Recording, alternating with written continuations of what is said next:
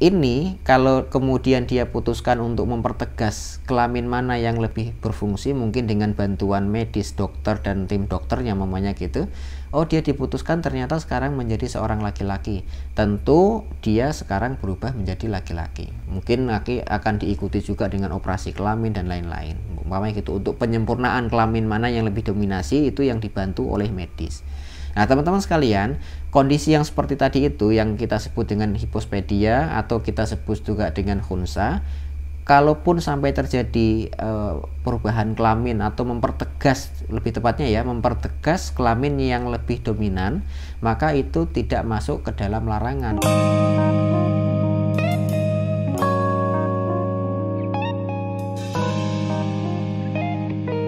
Assalamualaikum warahmatullahi wabarakatuh. Alhamdulillahirabbil alamin, hamdan wa syukran lillah. Teman-teman sekalian yang dirahmati Allah Subhanahu wa taala, masih dengan saya Ahmad Hilmi di channel Mas Hilmi Ngaji Fikih. Pada malam hari ini, teman-teman sekalian, saya akan sedikit membahas tentang masalah kelainan yang dialami seseorang pada alat kelaminnya atau alat reproduksinya. Karena normalnya seseorang itu dikatakan laki-laki ketika dia memiliki alat kelamin laki-laki atau penis. Seseorang dikatakan perempuan kalau dia memiliki alat kelamin perempuan, yaitu vagina. Namun ada juga sedikit orang yang mengalami kelainan tersebut. Susah membedakan apakah dia laki-laki, apakah dia perempuan. Nah, pembahasan kita ini teman-teman sekalian, saya terinspirasi dari berita yang kemarin malam saya dengar, yaitu seorang wanita yang bernama Aprilia Manganang. Beliau juga pernah menjadi atlet wanita di cabang bola voli. Dan hari ini juga beliau menjadi salah satu anggota aktif di Kesatuan TNI Angkatan Darat Wanita. Nah, berita yang kemarin dirilis secara resmi oleh Jenderal Andika dari Kasat Adi itu ya. Beliau dulunya memang wanita, namun sejak diumumkan itu beliau berubah status menjadi seorang wanita. Nah, fenomena yang sedang dialami dialami oleh Aprilia Manganang itu sebenarnya merupakan kejadian langka. Walaupun langka, namun para ulama ahli fikih sudah pernah membahas itu. Nah, kelainan yang dimaksud tadi itu juga dalam hal medis juga sering disebut dengan istilah hipospadia atau kelainan pada alat kelamin. Lah, kelainan pada alat kelamin itu bisa berupa sulitnya membedakan antara apakah dia berkelamin laki-laki, apakah dia berkelamin perempuan. Karena boleh jadi seseorang itu terlahir dengan dengan dua alat kelamin gandanya tadi itu. Nah, dalam bahasa fikih, hipospadia itu juga sering disebut para ulama dengan istilah khunsa. Tadi ya, kelainan pada kelamin seseorang. Karena dia kelainan itu bisa berupa dia memiliki dua alat kelamin ganda yang dua-duanya aktif, atau salah satunya yang lebih aktif dan satunya yang kalah gitu. Nah, pembahasan itu teman-teman sekalian yang dialami oleh Aprilia Manganang itu memang tidak banyak kasusnya. Artinya tetap terjadi walaupun tidak banyak. Lah, khunsa dalam pembahasan fikih para ulama klasik itu dibedakan pada dua kondisi yang disebut sebagai khunsa muskil dan khunsa ghairu muskil. Lah, khunsa muskil itu adalah terjadinya kelainan pada alat kelamin tadi yang susah dibedakan apakah dia ini berkelamin laki-laki, apakah dia berkelamin perempuan. Karena memang tadi membedakan apakah dia laki-laki perempuan itu ya dilihat dari sisi alat kelaminnya. Kalau dia punyanya penis berarti dia laki-laki, kalau dia punyanya vagina berarti dia perempuan. Tapi ternyata ada sebagian kecil manusia itu yang terlahir dengan kesulitan membedakan apakah dia laki-laki perempuan, karena dua-duanya dia punya. Dia punya vagina, juga dia punya penis. Itu terjadi gitu loh teman-teman sekalian.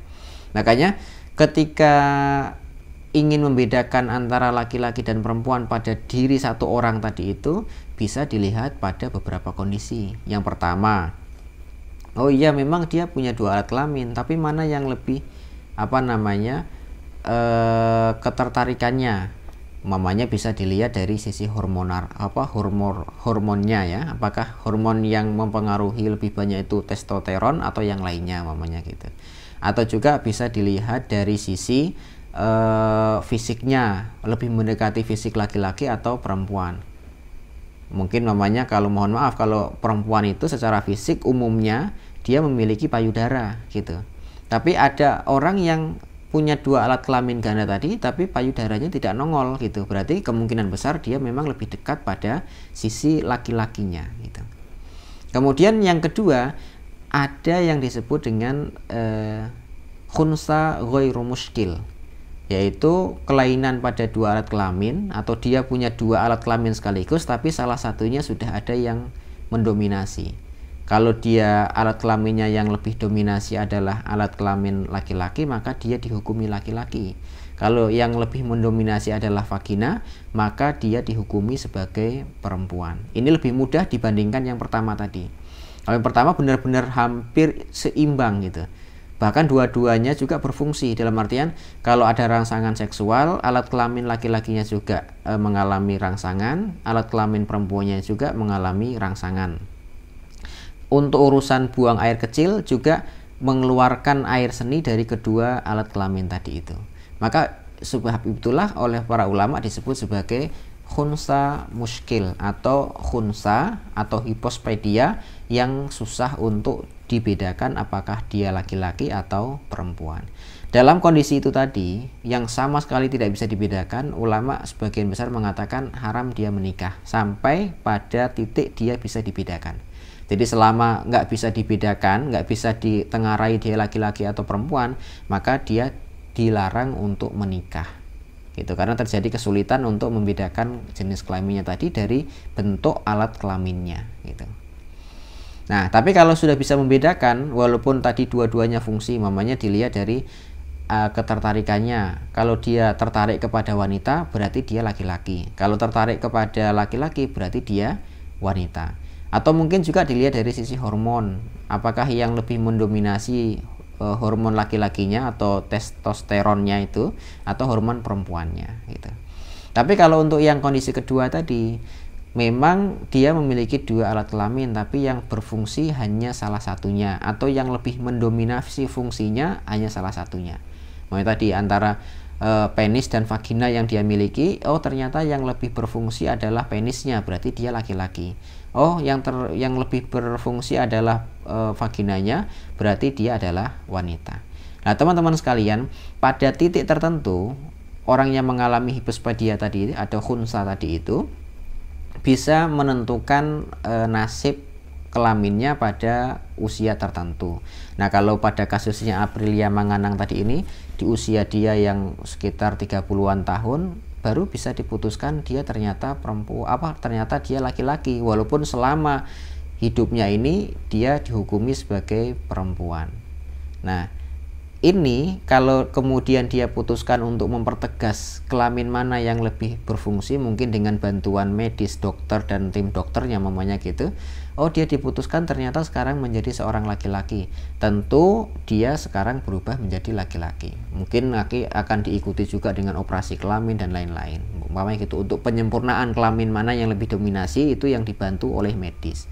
Nah teman-teman sekalian, kondisi yang seperti tadi itu yang kita sebut dengan hipospedia atau kita sebut juga dengan khunsa, kalaupun sampai terjadi perubahan kelamin atau mempertegas, lebih tepatnya ya, mempertegas kelamin yang lebih dominan, maka itu tidak masuk ke dalam larangan, bahkan itu bagian dari mempertegas syariat Islam, apakah dia laki-laki atau perempuan.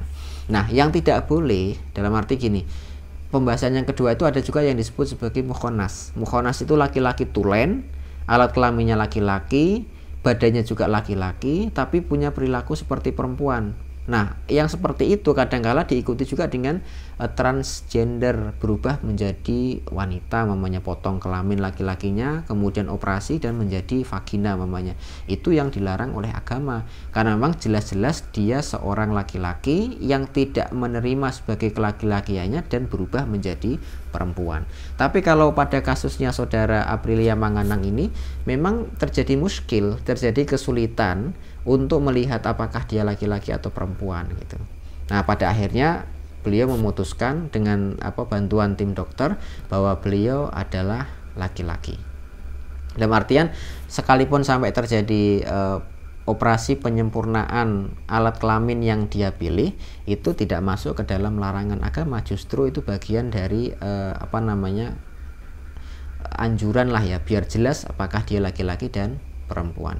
Nah sekarang ketika dia sudah memutuskan sebagai seorang laki-laki, ya nanti hukum seandainya dia ini seorang muslim gitu, karena memang dia bukan muslim ya, seandainya dia muslim ada kejadian semacam itu, maka hukum yang paling dominan itulah yang dia pakai untuk menentukan alat kelaminnya gitu. Termasuk yang digunakan oleh ulama untuk membedakan kalau terjadi muskil tadi ya, terjadi kesulitan membedakan apakah dia laki-laki perempuan, itu salah satu metodenya adalah ketertarikan. Artinya kalau orang atau seseorang memiliki dua alat kelamin ganda, mungkin dua-duanya berfungsi, dilihat dari sisi alat kelaminnya semuanya berfungsi dan semuanya mendominasi atau seimbang tadi itu, maka salah satu yang dipakai juga adalah melihat dari sisi ketertarikan. Kalau dia tertarik dengan perempuan, berarti dia dihukumi laki-laki. Kalau dia tertarik kepada laki-laki, maka dia dihukumi wanita, dan seterusnya dan seterusnya. Dalam artian kejadian yang sedang dialami oleh Aprila Manganang ini bagian dari kejadian langka yang dialami oleh seseorang pada alat kelaminnya. Maka sekali lagi saya tegaskan bahwa perbuatan merubah alat kelamin pada kondisi yang dialami oleh Aprila Manganang itu merupakan perbuatan yang boleh dan tidak berdosa. Berbeda dengan yang mungkin mohon maaf kita sebut dengan bencong tadi, laki-laki asli berubah menjadi perempuan hanya karena menuruti perasaan, seakan-akan saya ini wanita yang terjebak pada tubuh laki-laki. Nah, ini yang tidak boleh. Kalau sampai terjadi transgender maka dia berdosa.